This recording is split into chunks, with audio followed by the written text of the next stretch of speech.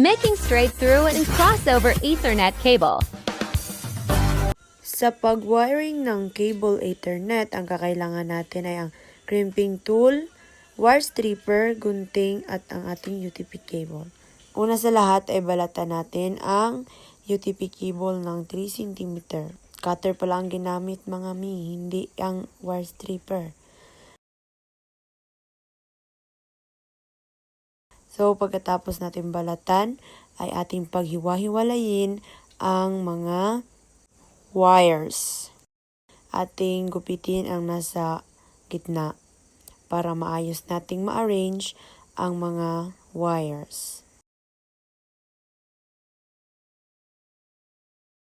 Makikita natin sa screen ang wiring standards ng T568B, which is nauuna ang white-orange followed by the orange.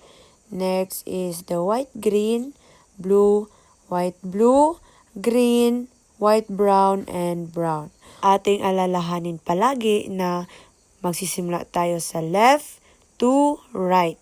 Atin ding isaisip na sa tuwing maglalagay na tayo ng RJ45 sa ating wires, dapat ang RJ45 natin ay naka-face up. So, dapat talaga is ano mo talaga siya, ihaya. Ganun ba yun sa Tagalog? Hindi ko kasi alam. Anyways, ayan, ipasok na natin ang wires.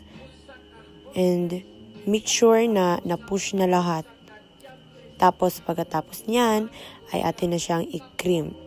Yung pag-crimp ay dapat talaga is lagyan mo ng malakas na puwersa. And then, finish. So, ganun lang ang paggawa ng straight through cable. And now, let's proceed in making crossover cable. As we can see, na ang straight through ay T568B and the crossover is T568A. So, ganun pa rin. 3 cm i-cut natin. And then, atin siyang tanggalin yung nasa gitna. Tapos, i-arrange natin yung mga wires. Okay?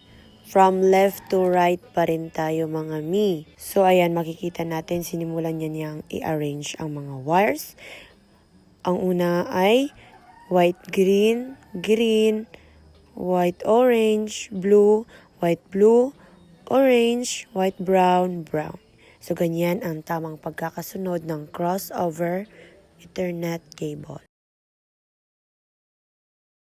After natin i-arrange is ilagay na natin ang ating RJ45 na naka-face up na naman.